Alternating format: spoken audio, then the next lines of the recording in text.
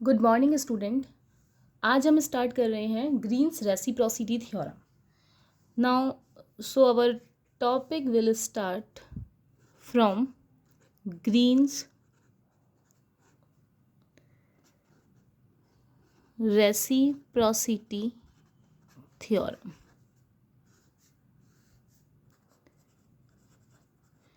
Green's reciprocity theorem. अब ये theorem क्या कहती है हमसे?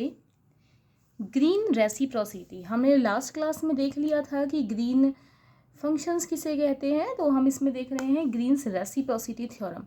लाइक रेसिप्रोसिटी का नाम से ही पता चलता है कि एक दूसरे का जो संयुग्मी होता है, या फिर बोल सकते हैं हम लाइक अ कॉन्जुगेट।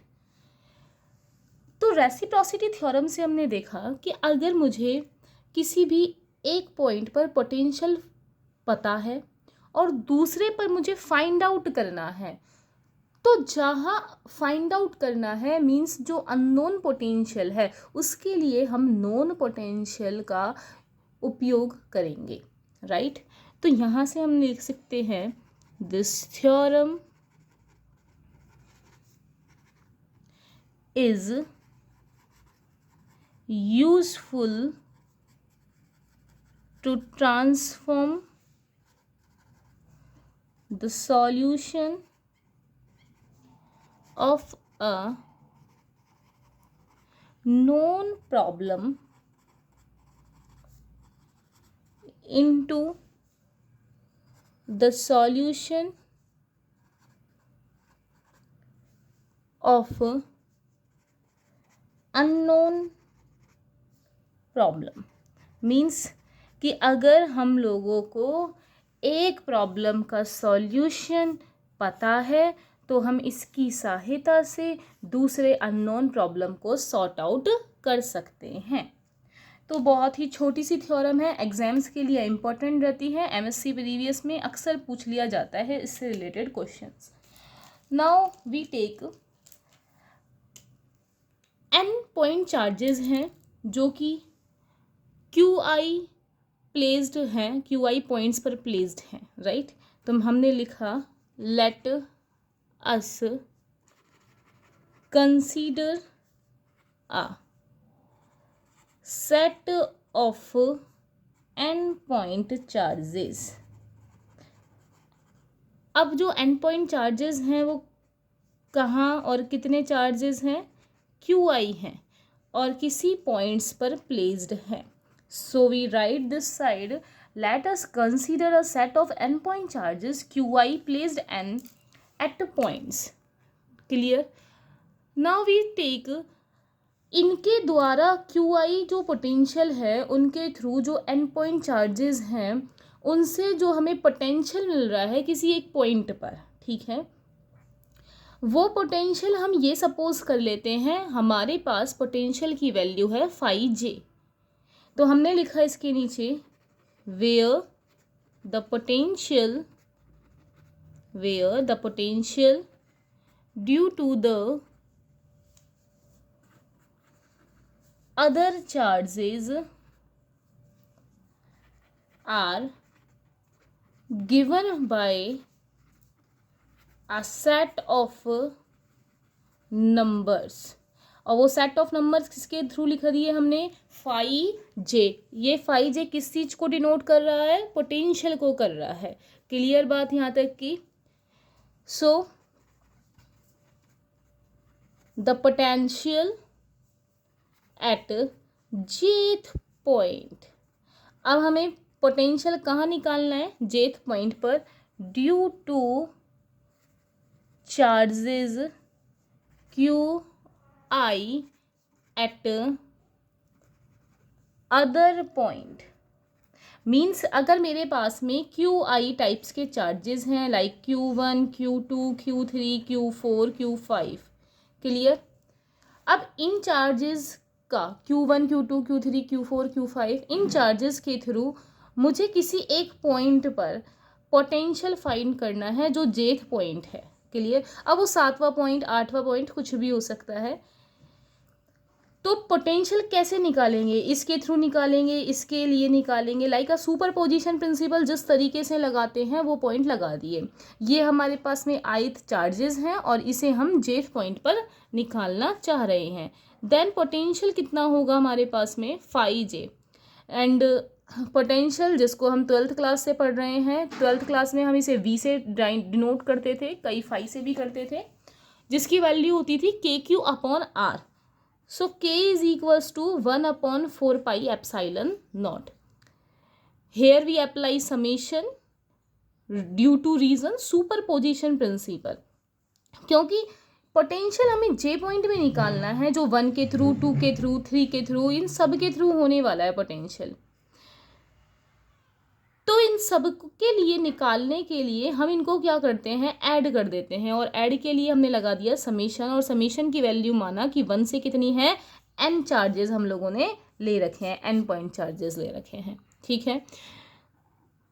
तो QI लाइक Q1 के थ्रू, Q2 के थ्रू, Q3 के लिए, और यहाँ आ जाएगा हमारे पास 1 की J से डिस्टेंस, 2 की J से डिस्टेंस, 3 की J से डिस्टेंस, 4 की J से distance.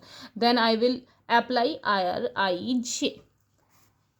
Late equation this is 1।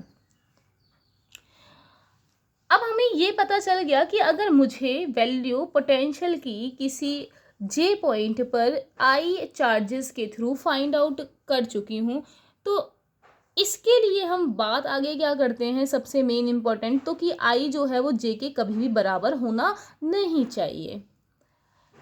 अब हम एक नया फ्रेम मानते हैं।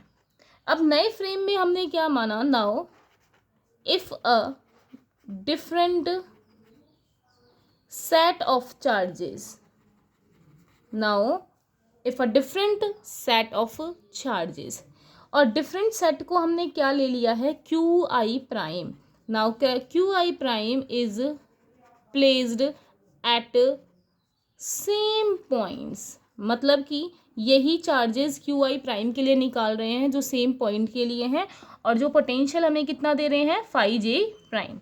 Same points giving rise to the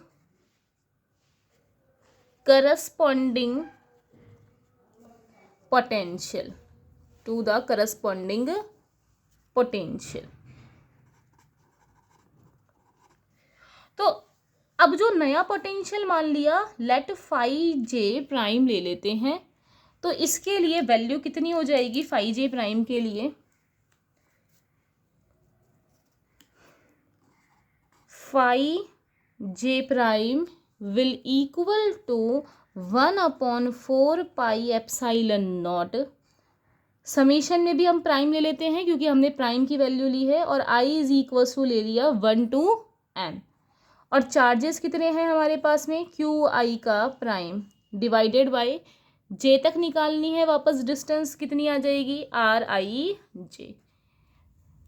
मतलब कि हम लोगों ने, हमें निकालना क्या है, इक्वेशन 2 इसे नाम दिया है। हम काम क्या करना चाह रहे हैं, ग्रीन्स रेसिप्रोसिटी थ्योरम के अंदर हमने कहा कि आपको किसी नोन प्रॉब्लम के सॉल्यूशन मालूम है और आप उसके द्वारा उसको यूज़ करके अननोन का सॉल्यूशन फाइंड आउट करना चाहते हैं। तब हमने क्या करा कि n पॉइंट चार्जेस ले लिए जो कि QI पे सिचुएटेड है, like Q1, Q2, Q3, Q4, Q5, इस तरीके से ये QI चार्जेस हो गया है, और इन चार्जेस के थ्रू हमें J पॉइंट पर पोटेंशियल फाइंड आउट करना है। Then we write this side 5J, J point पे निकालना है, so 5J is equals to K means 1/4 pi epsilon nought. Summation apply किया, QI चार्जेस हैं उनके थ्रू अप्लाई किया, तो QI अपॉन में RIJ। सिमिलरली हमने क्या किया कि दूसरा चार्जेस ले लिए, लाइक Q1 का prime, Q2 prime, Q3 prime, इस तरीके से ये अलग अलग चार्जेस हैं, इन्हें वापस से मुझे J पॉइंट पे निकालना है अगर, तो इसके लिए चार्जेस आप ऐसा भी कह सकते हैं कि जैसे मैंने लिया Q1 का प्राइम, Q2 का प्राइम, Q3 प्राइम, और ये कोई वापस से वही J पॉइंट है, यहाँ चार्जेस निकालने हैं। इन चार्जेस के थ्रू यहाँ जे पॉइंट पर पोटेंशियल फाइंड आउट करना है। तो वो कितना हो जाएगा, फाई जे का prime is equal to 1/4 pi epsilon nought summation में प्राइम यूज़ किया है क्योंकि यहाँ पर वैल्यू प्राइम के लिए चल रही है, then Q I prime upon में R I J.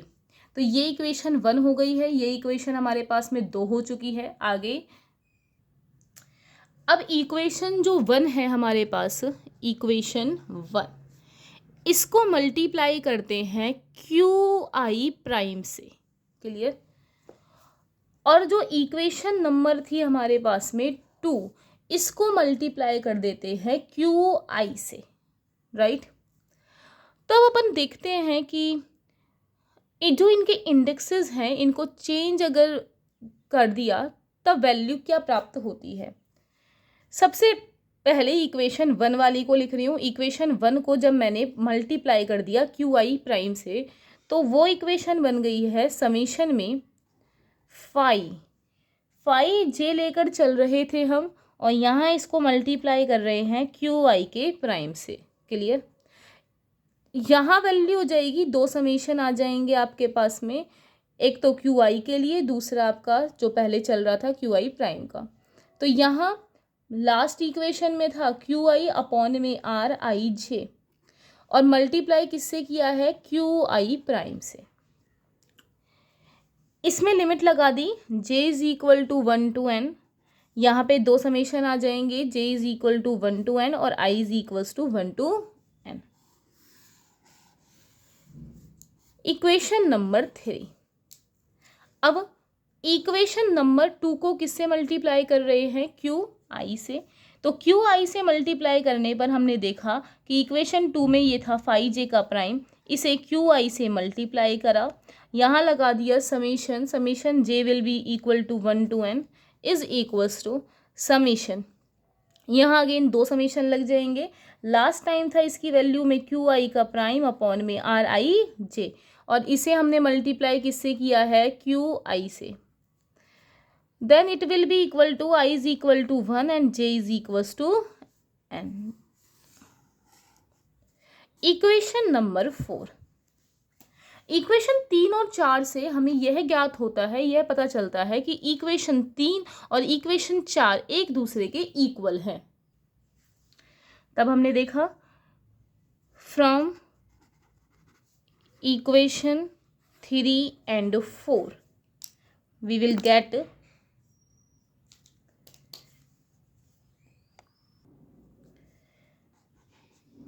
j is equal to 1 to n phi j q I prime is equal to j is equals to 1 to n phi j prime q I।